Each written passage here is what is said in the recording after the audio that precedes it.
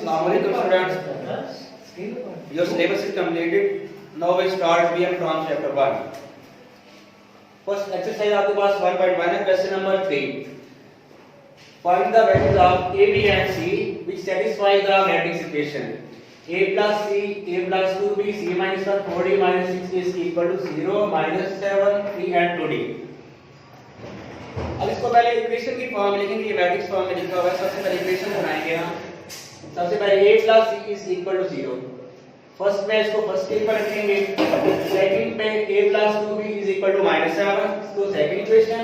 c minus 1 आपके पास is equal to 3, ये third equation आ जाएगी. 4d minus 6 is equal to 2d. ये four equations की फॉर्म में हमने इसको लिख लिया. फर्स्ट पे हम सॉल्व करेंगे थर्ड इक्वेशन को. इसकी रीजन ये है कि यहाँ पे हमारे पास सिर्फ एक वेरिएबल है और ये इजीली सॉल्व हो जाएगा.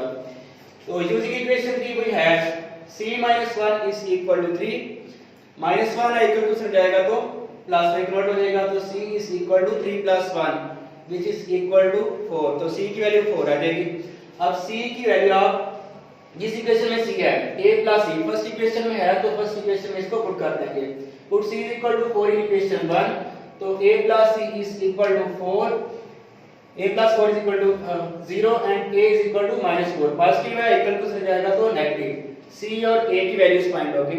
अब a is equal to -4, ये सेकंड इक्वेशन में भी है तो इसमें पुट करेंगे. Put a is equal to -4 in equation 2. अब जहां पे भी है वहां पे उसकी वैल्यू -4 आ जाएगी. -4 plus 2b is equal to -7. अब -4 पॉजिटिव है इक्वल टू से जाएगा तो नेगेटिव से जाएगा तो पॉजिटिव, तो 2b is equal to -7 plus 4. -7 plus 4 answer -3 आएगा.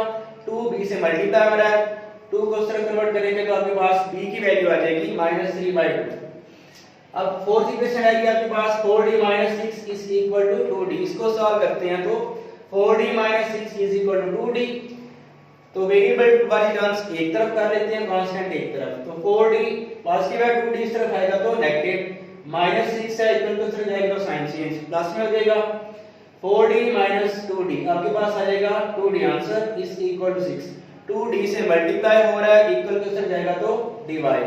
इसको डिवाइड करेंगे तो d की वैल्यू आपके पास 3. तो यही हमें वैल्यूज फाइंड करनी थी. a b c और d की वो हमने फाइंड कर ली. अस्सलाम वालेकुम students. Today we start exercise 1.3. Revision है. क्वेश्चन नंबर 2 आपके पास है. Find the additive inverse of matrices. अब एडिटिव इनवर्स जैसे हमने नेगेटिव ऑफ मैट्रिसेस फाइंड किया था वैसे ही सेम ऐसे ही.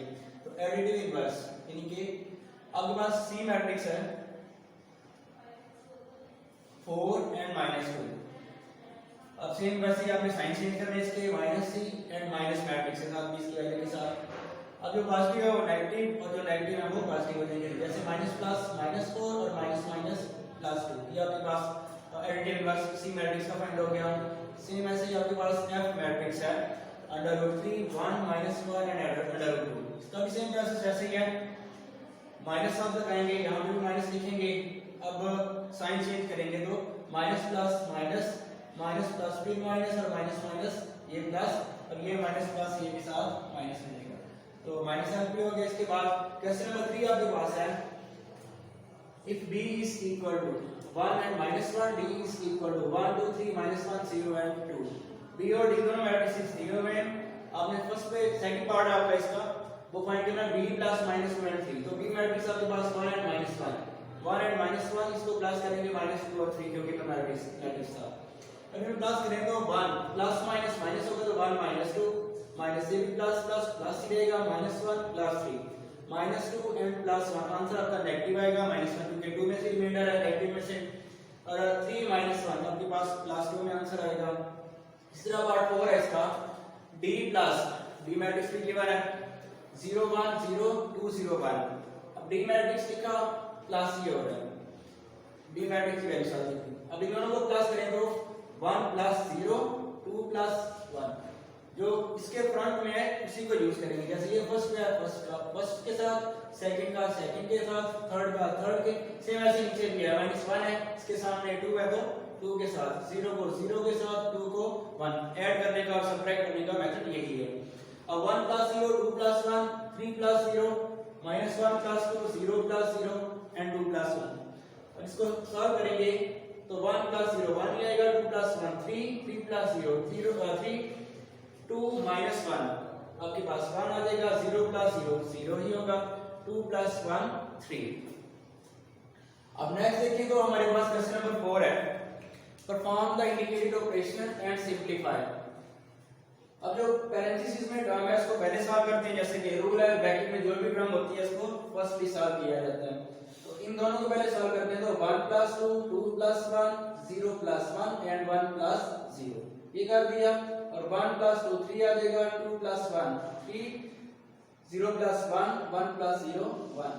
अब ये साथ आपके पास मैट्रिक्स है 1 1 एंड 1 1, इसको इसके साथ प्लस करेंगे, जब इसको सॉल्व कर लेंगे तो इसके साथ प्रोसेस होगा इसका। अब 3 plus 1 3 plus 1 again 1 plus 1 and 1 plus 1, आपके पास आंसर आ जाएगा 4 4 2 एंड 2।